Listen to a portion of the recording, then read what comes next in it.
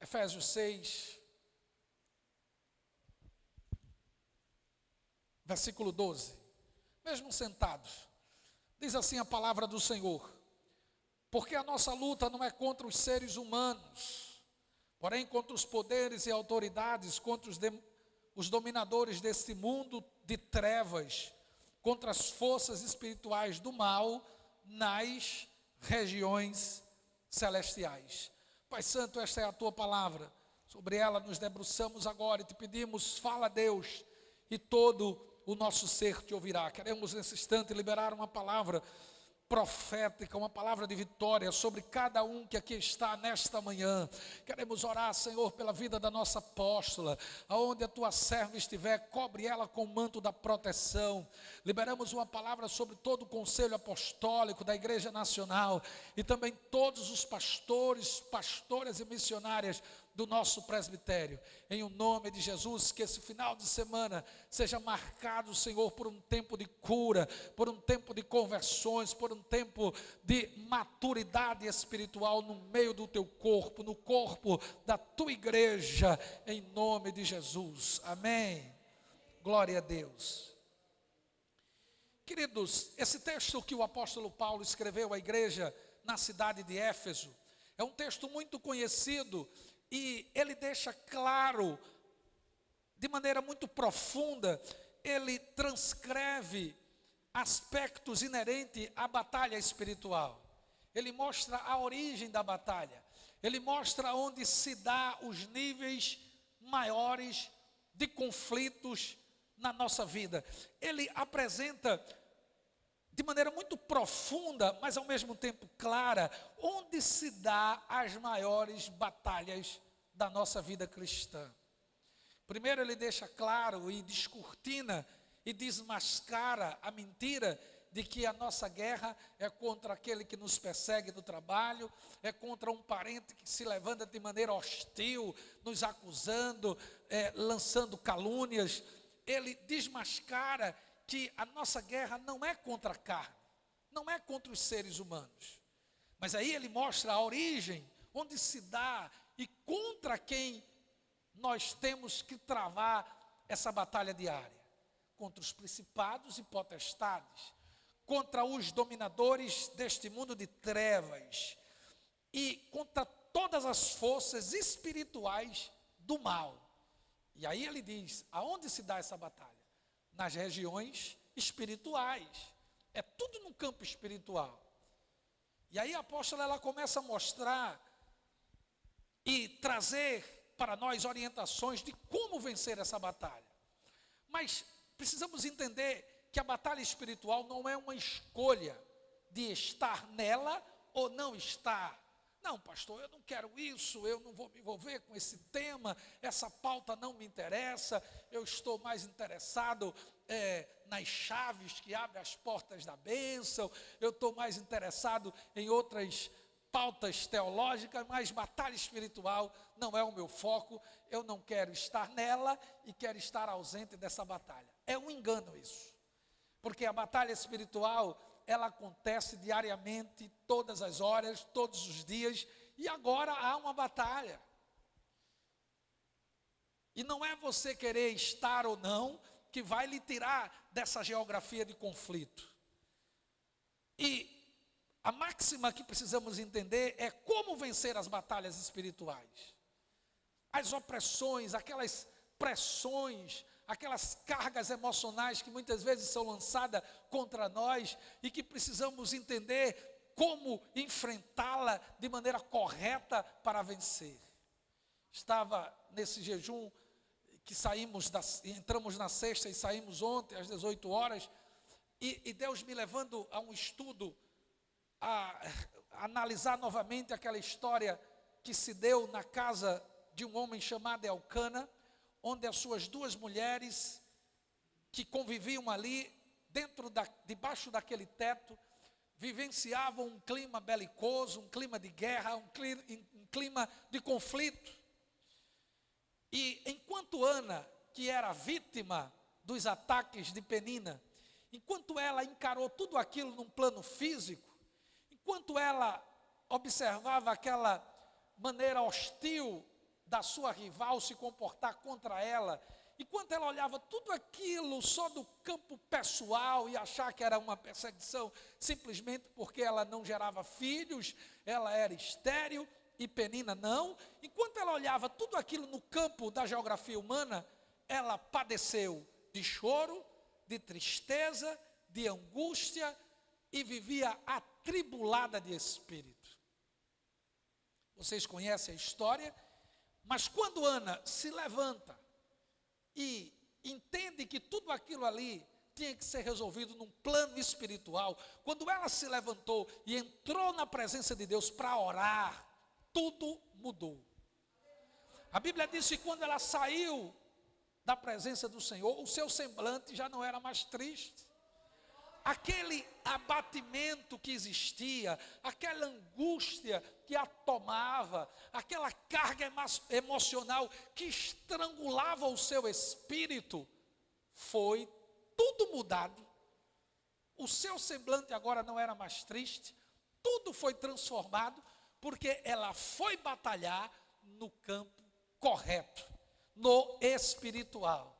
E a partir dali ela sai de posse de uma vitória, e toda a sua tristeza se transformou em alegria, tudo aquilo que ela almejava, infinitamente mais aconteceu na sua vida, porque ela pediu um filho, e Deus deu, além de Samuel, mais 3 filhos e 2 filhas.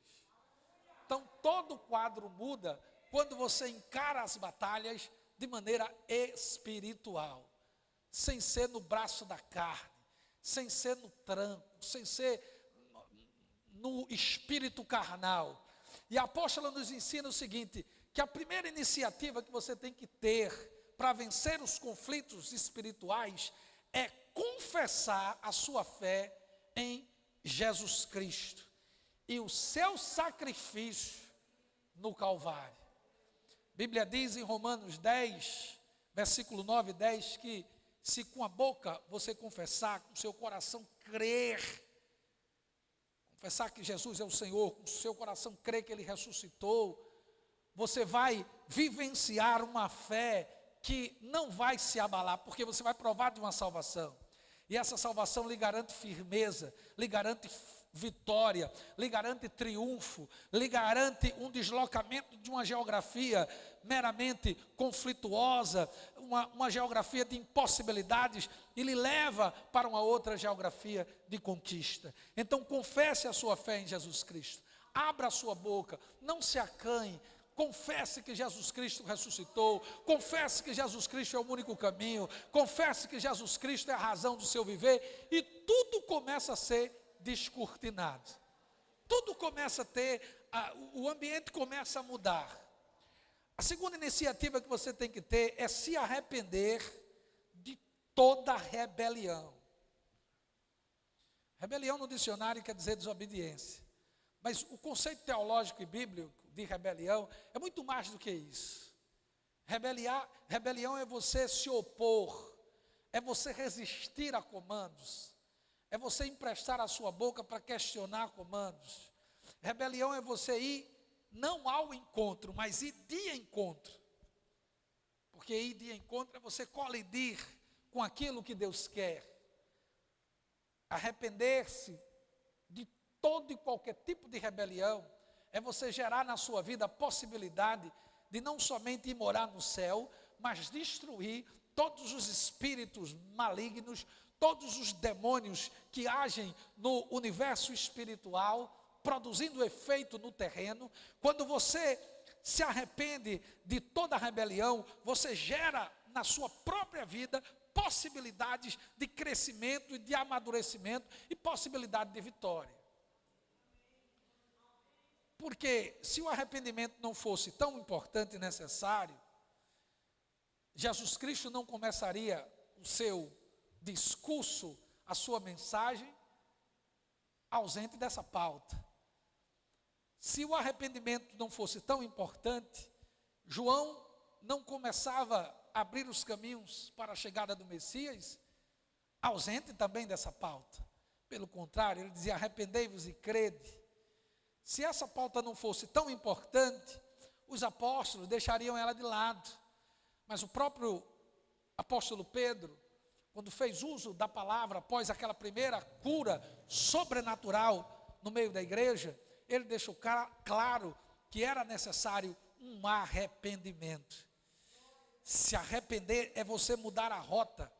Arrepender é você aceitar o fato que as coisas estão erradas e que você precisa mudar. O arrependimento ele vem agregado por mudança. Se não mudar, não é arrependimento. Pode ser remorso, pode ser uma tristeza de espírito, pode ser um abatimento, mas não é arrependimento. O arrependimento ele traz agregado a ele mudanças.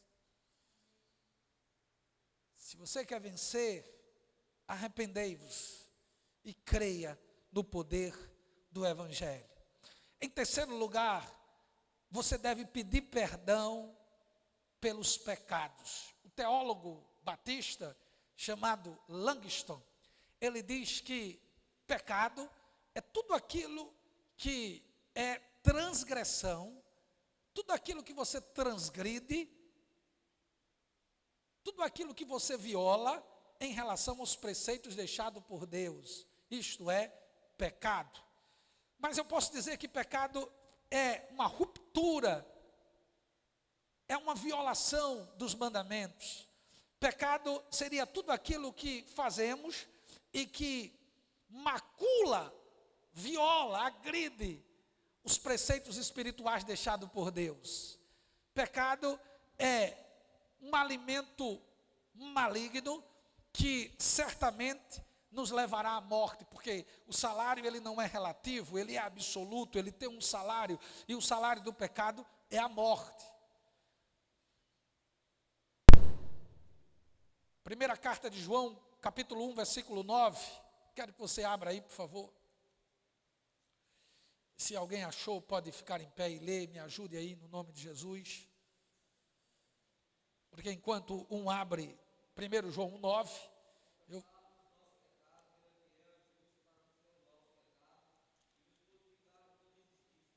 se confessarmos os nossos pecados, Ele quem? Jesus. Ele é o quê? Ele é capaz de fazer o quê? Ele é fiel e justo para nos perdoar os pecados e nos purificar de toda injustiça. Veja aí a importância de você pedir perdão pelos pecados. Salmo 32, versículo 5 diz: então, reconheci diante de ti o meu pecado, e não encobri as minhas culpas, e disse: confessarei as minhas transgressões, e tu perdoaste a culpa do meu pecado. Salmo 32, versículo 5. Isso aqui é um rasgar de um poema escrito por Davi. É como se ele estivesse se rasgando diante de Deus, com um comportamento de muita sinceridade. Perceba que ele diz: eu reconheci diante de ti o meu pecado. É isso que precisamos entender.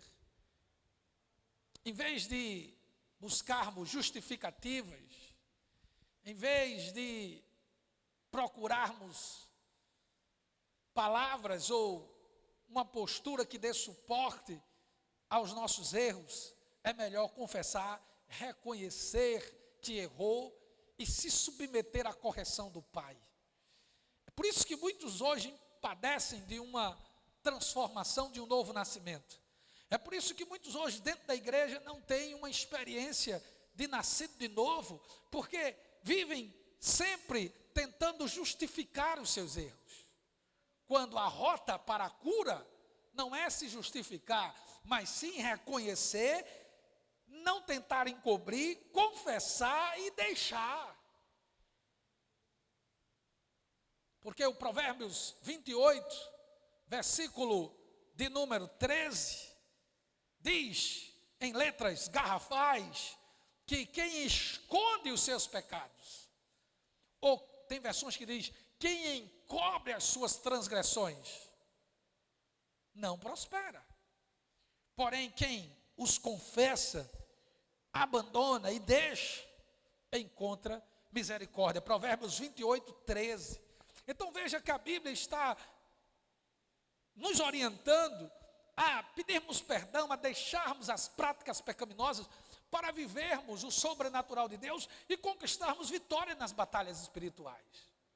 Porque tantas pessoas vivem num universo com a mente carregada com pornografia, carregada a sua mente com pecados carnais, porque se alimentam do lixo, que muitas vezes a internet coloca aí, 24 horas por dia, e a mente começa a ficar poluída, suja. Mas aí a Bíblia diz, confesse, deixe, e alcançarás misericórdia e o perdão do Pai. Não há vitória nessa batalha, queridos, com pecados ocultos, com pecados não confessados. Essa batalha, ela exige de nós santidade.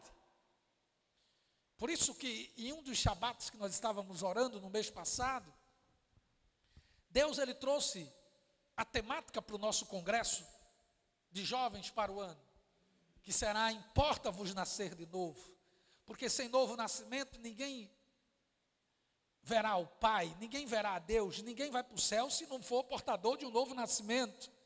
E para ter um novo nascimento é necessário romper com o pecado em todas as suas esferas.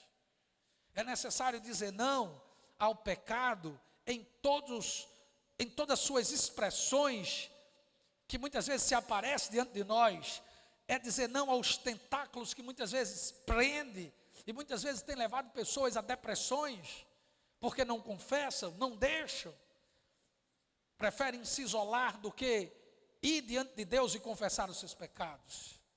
Mas em quarto lugar, para sermos vencedores nesta batalha, a nossa apóstola nos ensina que precisamos perdoar todos quantos nos ofenderam.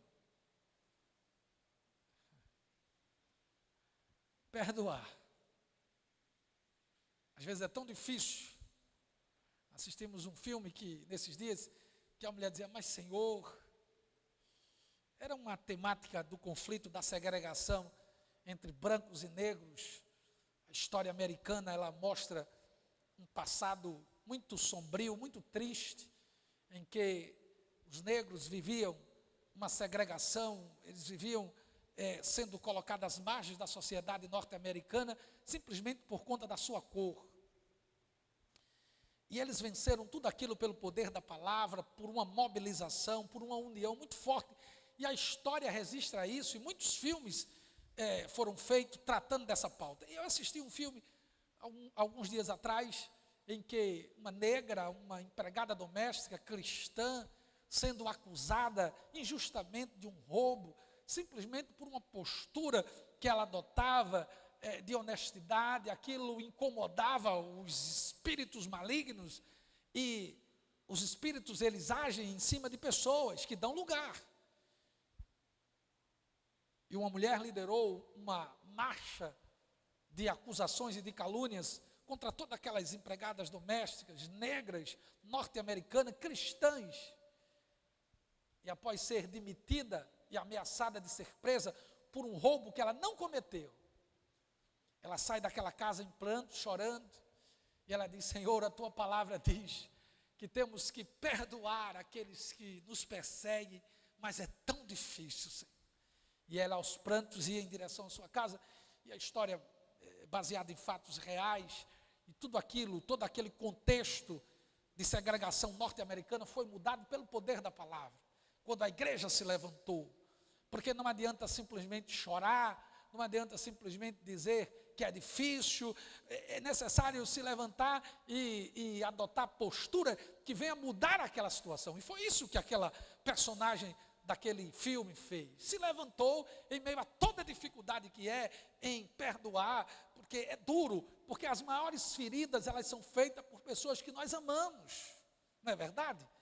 As pauladas que mais dói, que mais trazem feridas, elas são transferidas por pessoas muitas vezes da nossa família, do nosso ciclo de amizades, que se levantam para nos ofender e nos ferir. E se você não estiver preparado, não estiver curado em Deus, Se você deixar que aquela ferida se torne uma mágoa, você vai ser abatido no meio da guerra espiritual.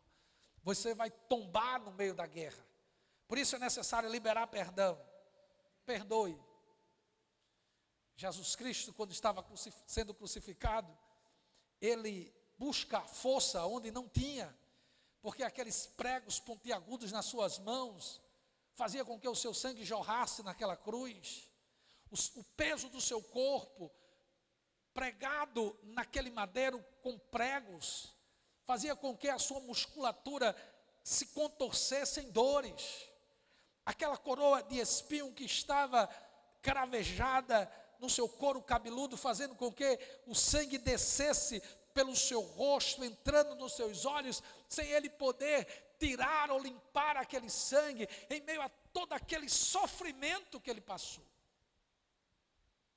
Aquele calor caustigante da Palestina, aquelas moscas que estavam ali posando sobre o seu corpo, gerando um incômodo absurdo, em meio a toda aquela situação, ele busca força para lançar uma palavra de perdão contra os seus algozes. Tudo aquilo foi reproduzido tempo depois pelo primeiro mártir da igreja, chamado Estevão, que quando estava sendo apedrejado, ele pediu perdão, ele liberou perdão para os seus algozes. E você? E eu? Como é que nós temos reagido ante aqueles que nos hostilizam, que nos perseguem, que lançam palavras caluniosas muitas vezes contra nós? Como você reage? Ah, pastor, eu sou crente, mas não sou besta. Ah, pastor, eu tenho que reagir. Ah, eu não tenho sangue de barata. Lógico que você não tem sangue de barata. Você é ovelha, não é barata. Ah, pastor, eu sou pavio curto. Ah, pastor. E começa a buscar justificativa. Esquecendo de 2 Coríntios 5,17. Quem está em Cristo, nova criação é. As coisas velhas se passaram e tudo se fez novo. Então aquela pessoa que guardava mágoa, que guardava ressentimento, morreu. Libere perdão. E você vai vencer na batalha. Porque a mágoa, ela alimenta um gigante que vai lhe paralisar, que vai lhe destruir, que vai inviabilizar você conquistar. Toda vez que você guarda mágoa. Agora eu sei que a ferida, ela talvez foi grande. Eu sei que você pode ter sido magoado profundamente. Não existe coisa mais terrível do que uma traição. A traição, ela é uma atitude covarde, te machuca. E muitos foram traídos do ponto de vista sentimental, traídos do ponto de vista de relacionamentos. Quantos abandonaram as igrejas porque foram traídos? Confiaram algo a alguém e esse alguém não guardou o segredo. Quantos estão tristes por conta de alguns ministérios? Quantos pastores renunciaram ao seu ministério porque foram decepcionados talvez por conta de algumas demandas de ordem administrativa? E muitos estão caminhando feridos, machucados, magoados. Quantos filhos de pastores, queridos, querem ver tudo nessa vida, menos uma igreja evangélica, porque foram tratados de maneira hostil dentro das igrejas, não eram nem chamados pelos nomes, mas sim ali é o filho do pastor. Quando chegavam, logo o grupo de jovens viravam as costas. Os filhos dos pastores que hoje estão aí sem querer entrar numa porta de uma igreja, porque viram quanto seus pais foram traídos, injustiçados, quantas calúnias, estão aí feridos, magoados. Mas se não forem para a cruz do Calvário, buscar a cura, se não liberarem perdão, certamente não irão para o céu. Mesmo tendo escutado tantas mensagens, pregadas até pelos pais. Quantos pastores que lideraram ministérios exitosos, hoje estão magoados. E se não forem à cruz buscar uma cura em Deus, certamente não irão para o céu, meu irmão. Porque a mágoa, ela destrói. A mágoa é um sentimento nocivo. E se você quer vencer na batalha espiritual, em quarto lugar, você tem que perdoar todos quantos lhe ofenderam. Em primeiro lugar, você tem que confessar a sua fé em Jesus Cristo. Em segundo lugar, tem que se arrepender. Em terceiro lugar, tem que pedir perdão pelos pecados e perdoar quem te ofendeu. Em quinto e último lugar, você tem que renunciar. E quando eu falo renunciar, e quando a apóstola usa essa expressão, renunciar, é você rejeitar, é romper, é fazer uma ruptura radical com todo o contato com aquilo que é do ocultismo. E quando se fala essa palavra, associa logo a magia negra, aquelas coisas, daquelas posturas satânicas, também tem a ver com isso. Mas eu quero abrir mais esse leque. Ocultismo, tudo aquilo que é oculto, tudo aquilo que está sendo feito nas escondidas, tudo aquilo que não é transparente, tudo aquilo que não é feito com clareza, é necessário renunciar. Porque a Bíblia é muito clara, em 2 Coríntios, capítulo 6, a segunda carta que Paulo escreveu aos Coríntios, no capítulo 6,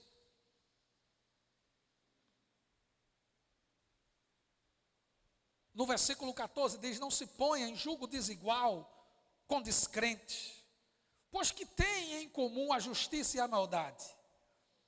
Ou que comunhão pode haver entre a luz e as trevas?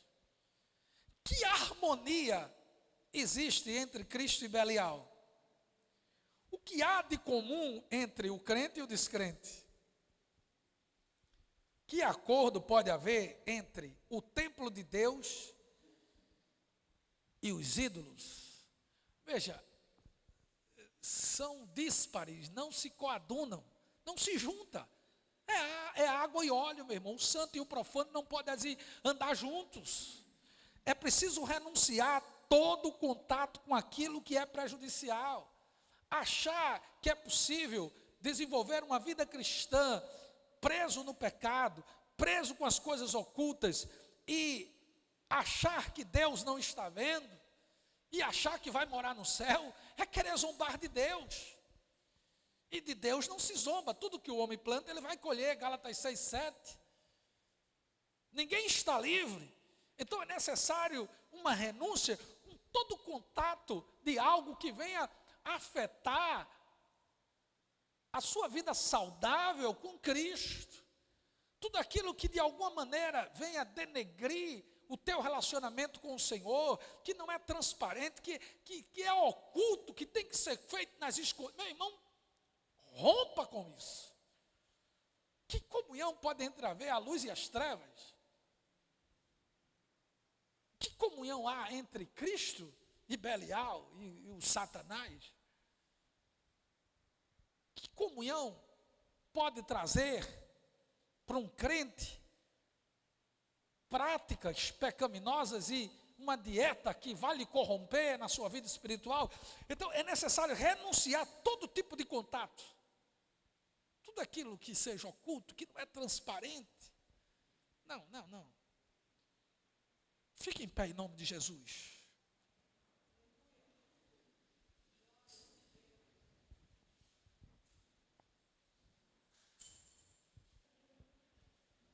Na batalha espiritual, para eu ter êxito, para eu vencer, em primeiro lugar, eu preciso confessar a minha fé em Cristo Jesus e o seu sacrifício em meu lugar. Romanos 10:9 e versículo 10. Em segundo lugar, para eu vencer na batalha espiritual, eu preciso me arrepender de toda rebelião. Mateus 3:2, Salmo 51:17 Atos 2, 38. Em terceiro lugar, peça perdão pelos pecados em todas as suas expressões. 1 João 1,9, Salmo 32, Provérbios 28, 13. Em quarto lugar, para vencermos a batalha espiritual, é necessário perdoar todos quantos nos ofenderam. Lucas 23, 34. E em último lugar, para eu vencer as batalhas cotidianas, as batalhas espirituais, é necessário eu renunciar todo o contato com o ocultismo. 2 Coríntios 6, 14 e 15. E diz o apóstolo: agora você está protegido para fazer a oração de libertação. Jesus morreu na cruz por mim e por você. Coloque a mão no seu coração. Diga comigo: Senhor Deus, eu renuncio o pecado em todas as suas expressões. Eu confesso agora a minha fé na pessoa do Senhor Jesus Cristo e o seu sacrifício em meu lugar. Eu me arrependo de toda rebelião. Eu agora abro a minha boca para perdoar todos quantos se levantaram contra mim e contra a minha família, me caluniando, me hostilizando, levantando palavras de afronta, me perseguindo, me provocando. Em nome de Jesus, eu libero perdão para todas essas pessoas. Eu renuncio todo o contato com aquilo que não é transparente. Eu rompo.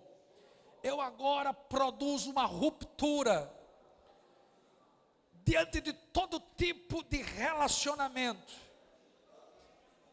com pessoas ou coisas que não são claras, na base do ocultismo. Eu renuncio agora, em o nome de Jesus, e tomo posse da vitória que já foi garantida na cruz do Calvário, sobre a minha vida e de toda a minha família. Amém, queridos?